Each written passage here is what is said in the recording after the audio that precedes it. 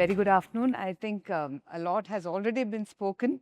So I will just stick to what we have done in our school and how all these concepts that have been discussed by Selva sir and Ms. Deepa, we will talk more in detail on application. How did we go about it in the entire process of this project? So this is Ela Green School being our very own school. You know, everything had to come in right from the beginning. Our design goals, how we wanted to go about the design, what is the ultimate impact that we are thinking of. So everything was done in-house right from the time we conceived the project.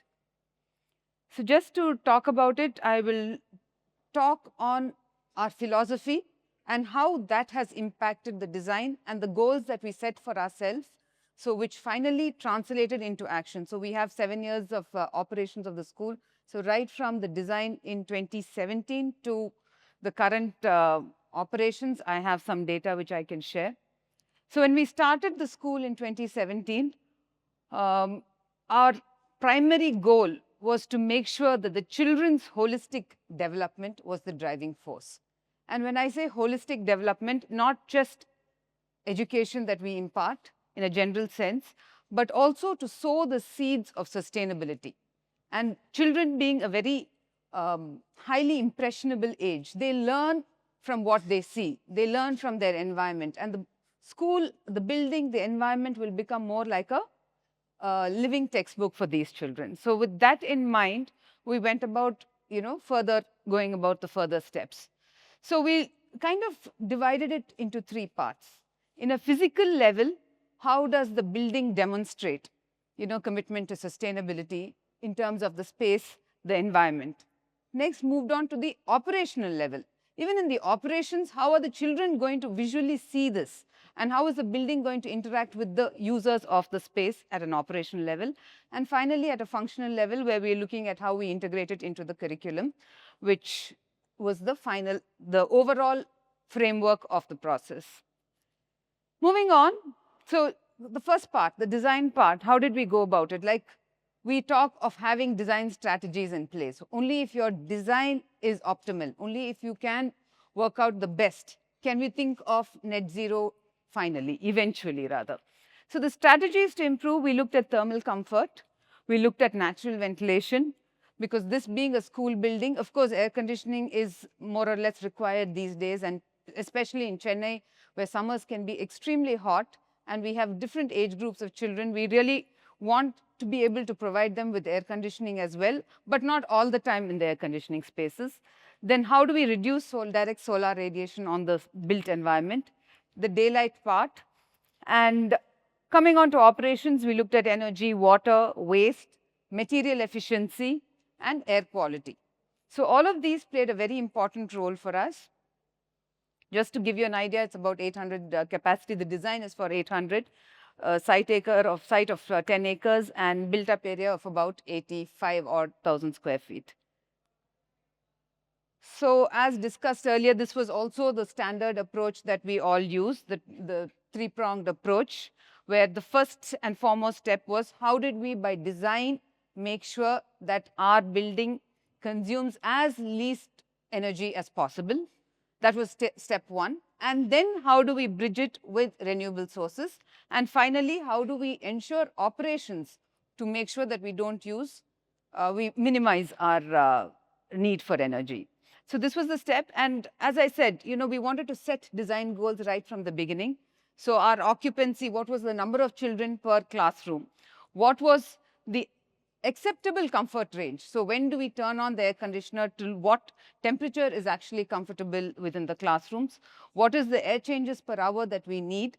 So I don't know if all of us are aware, right? And especially children, when they go to school, invariably they'll pick up an infection and come. So for us, air changes per hour in the classroom was very important because we wanted to make sure that it is resilient to infections. At least the space is resilient. And mind you, this was before COVID. This was in 2018 when we conceptualized all of this. And we wanted a 300 lux level. So these were all basically the standard norms as well. And we wanted to make sure we incorporate all of this. So just breaking down the process into the 3 steps that I covered. The first one, where we looked at design for energy efficiency. How did we how is the site, how did we make sure that the site also interacts with the building in a most efficient manner, the materials, environment, water.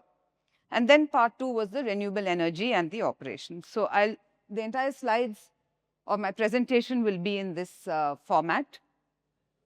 So initially when we had the site, we had the luxury of making sure the orientation. 1 minute, I'll just. Okay.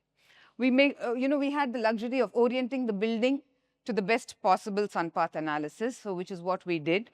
And shading, most important, we had to make sure that the children of lower age groups were able or had access to shaded pocket areas. And this was important for us because, in summers, in most schools in Chennai, what happens, they're not allowed to play outside. Children sit inside indoor classrooms. So we didn't want that situation. So shading was very important while we developed the design. The wind flow pattern also was important because we wanted to maximize natural ventilation. So how did we position the classrooms or the corridors as per the wind flow pattern? How did we enhance daylight? The window to wall ratio. Like we always say, we want glass because we want to be connected to the environment, but at the same time, how do we minimize heat gain? So we worked on various iterations, and ultimately the building envelope. What kind of materials? How can we use the envelope in such a fashion that it can minimize our heat gain? So if you actually look at, these were all the initial development of design. How do we bring in pocket spaces? How does the shading impact one another and these internal pocket spaces? So we did come up with certain strategies. For the envelope, we looked at precast. So one, because of embodied energy.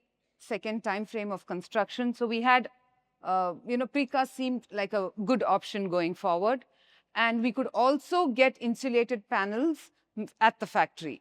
So wall insulation was made easy for us by opting precast. Roof insulation was possible as well.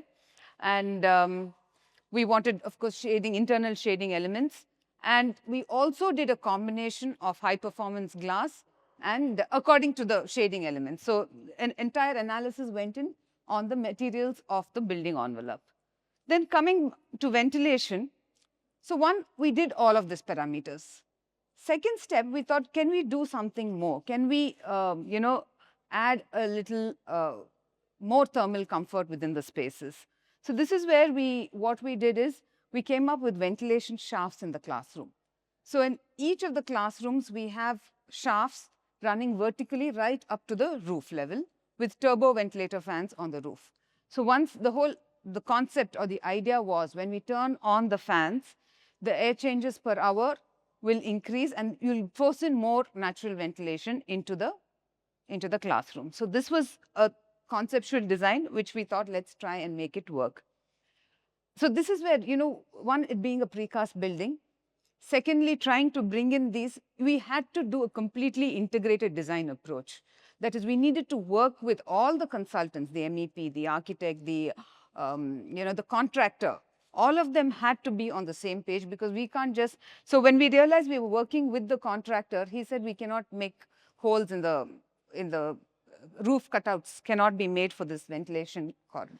Then he went back, did the analysis, structural iterations, and then said, okay, diagonally we can do these shafts. Then finally, we tried and did the thermal comfort analysis. So if you actually see, this is the temperature chart for Chennai. I'm just taking out 8 to 3 p.m. because that is our school operational timing, right from April to March. So if you look all those, we plotted the temperature hourly from 8 to 3 p.m. And all those portions in red are above the comfort temperature. Only 5 hours in an entire year is when we don't really need to have any sort of artificial systems for air conditioning or for comfort. The remaining gray areas, we realize that we have a lot of gray areas where we can make sure by design that they are shifted to the green areas rather than the red. So this is where the design played a very important role for us. So as I said, we looked at corridors as buffer spaces, how we positioned the corridors for natural ventilation. How did we also did daylight shelves in many places to bring in daylight. staggered blocks, as I said. So I'll just talk about the plan for just a minute or so for the design purpose. If you see, the orientation was such that we were able to make sure that at any given point in the day, there were 1 or 2 shaded pocket spaces for children to play. So, which is effectively used. Then also the blue arrows that you see is the wind path, and all the corridors are aligned on the wind. In fact, even in summer, if you actually stand in any of the corridor locations at school, you will find it very cool and breezy. And we added, also we realized the interior classrooms did not have adequate daylight, so we added more windows on the interior side. These were just for the purpose of daylight. So just to show you some images as the school functions, this is how the smaller children play within the shaded spaces. And some of the areas, like I said, some areas where we use double glazed units, because again, there was always a study between whether we should use shading devices or should we just stop with double glazed units. So like as in the earlier presentation, it was discussed, do we need materials? Do we need additional materials? So how do we make sure our design is most efficient? So we decided to do away with any sort of shading devices on the facade and just went with double glazed units. Similarly, if you see, this is a precast system with insulated, I think we did a 60 mm insulated walls, and similarly roof as well, the corridor areas. These are some of the specifications of glass that we used to ensure that we are optimal, because cost always is there on our mind. The first cost as well is always there on our mind. So we wanted to optimize that as well, and at the same time bring out the best. So yes.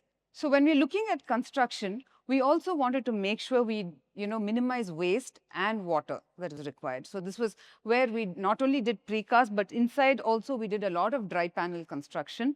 As you can see, the in between of the classrooms, the interior walls. As much as possible, we have reduced the use of material which are not required, and reduce the need for curing water and other water requirements during construction, and minimized waste, because most of these panels were manufactured to size at the site and brought in at site. So all these three were important parameters for us. Then moving on to the next step, one is you're looking at passive strategies. How do we make sure we are, by design, closest to thermal comfort conditions? The next thing, and I'd like to also tell you that we were able to achieve in peak summer about 8 degrees differential between the outside and the inside without air conditioning. So this was something that we were able to achieve.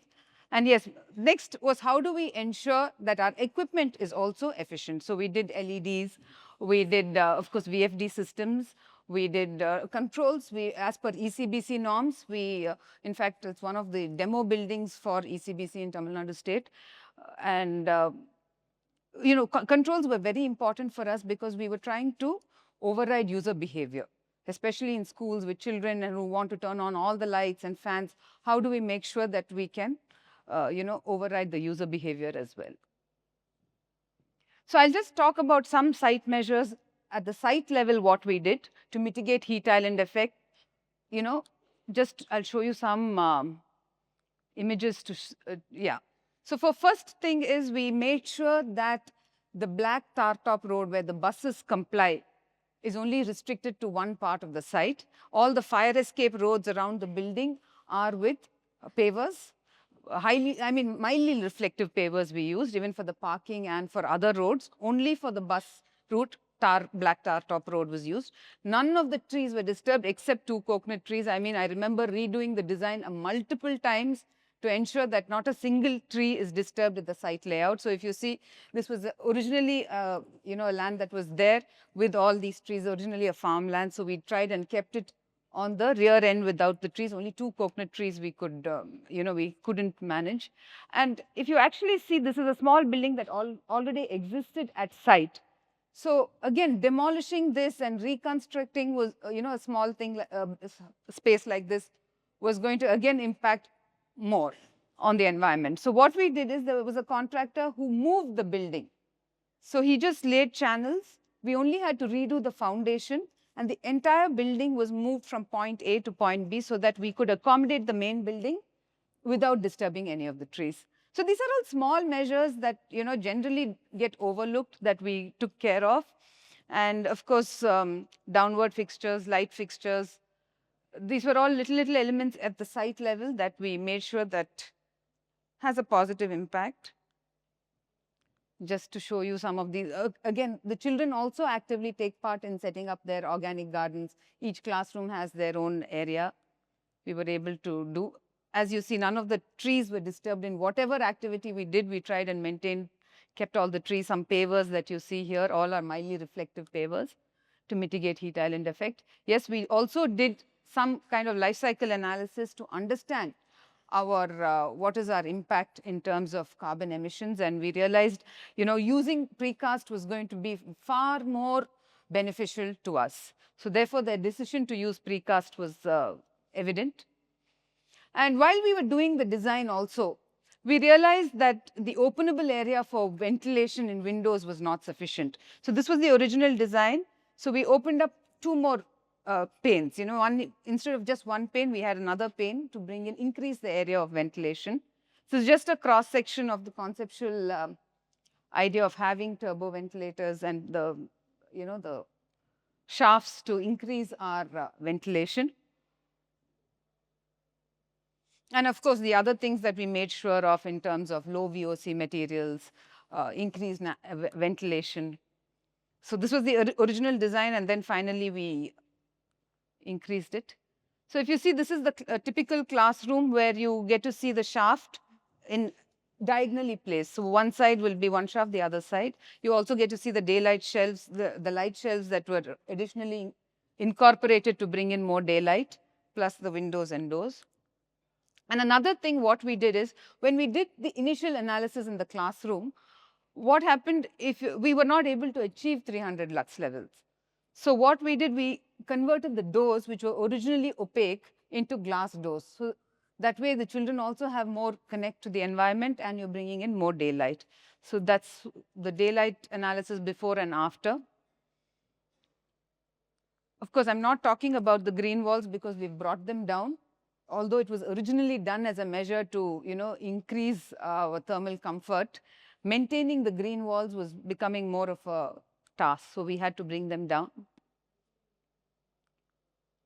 So moving on to water, we made sure, again, rainwater harvesting, everything. So the whole idea of following a certification is to be able to check on our numbers, to be able to quantify our effort, to quantify what is required as per norms, as per codes. So therefore, we did follow the LEED program, and we did low flow water fixtures across the entire building.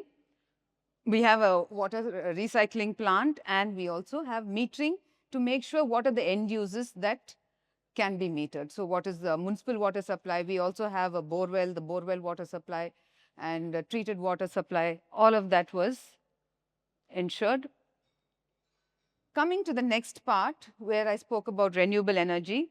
So we're trying to see how we can mitigate. And of course, this was the initial analysis. We had roof area available to install about 100 kilowatt of solar panels, and that would add to our energy savings. So this is one of my favorite slides that I'd like to talk about. So initially, if you remember, I told you what was our temperature in Chennai, right? If you see, between Jan to December, the number of operating hours totally is about 18-20 hours. Now, in the base case, if I did not do any of this, better envelope or better insulation, glass, etc., my comfort hours would have been 408 out of 1820. Next step, if I had just done, insulated walls, your roof, your envelope, your design, all of that together, my comfort hours increased from 408 to 558 out of 1820. Additionally, after doing the shafts, what is the additional comfort that I can achieve? So I'm able to achieve that approximately 24 to 28 degrees for 801 hours out of 1820. So if you actually see these numbers, my need for air conditioning is reduced by 50% at least. So this was the whole thought process behind the design. So what did we achieve actually? As I said, about 8 to 9 degrees differential on a peak summer day.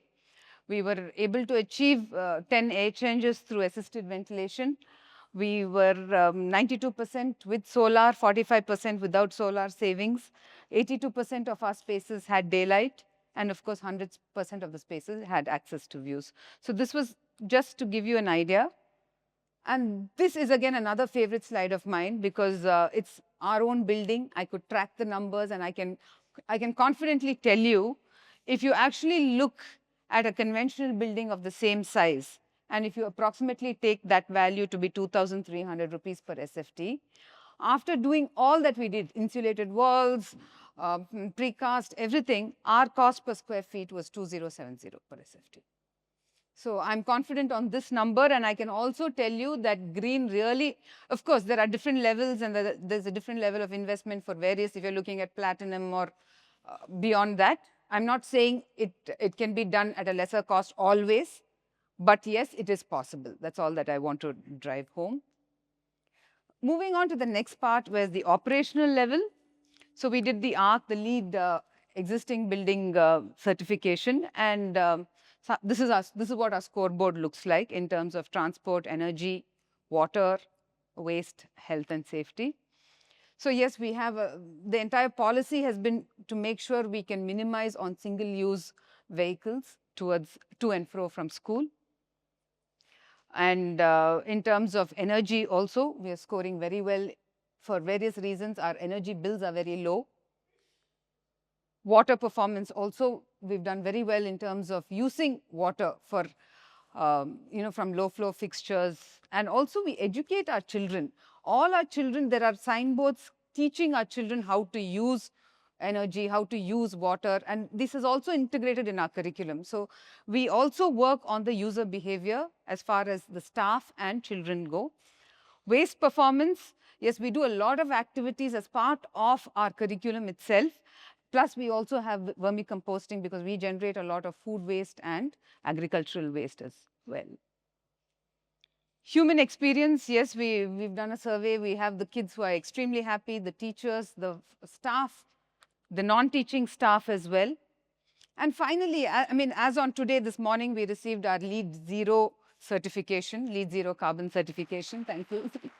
So our final thing, how do we get everything, so when, in fact, clients come and ask me, I want a net zero design.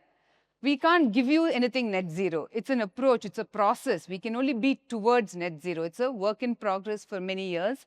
And yes, if you actually see what is the emissions from grid, from DG, and from transportation, and we were able to offset it through renewable energy sources. So ultimately, at least calling ourselves net zero. So with this in mind, I've just briefly explained our entire journey of the school and its evolution. And in the process, we are very happy to work with GNFZ in taking this whole concept forward. And they're doing extremely great work, and I'm very happy to be associated with them. Thank you.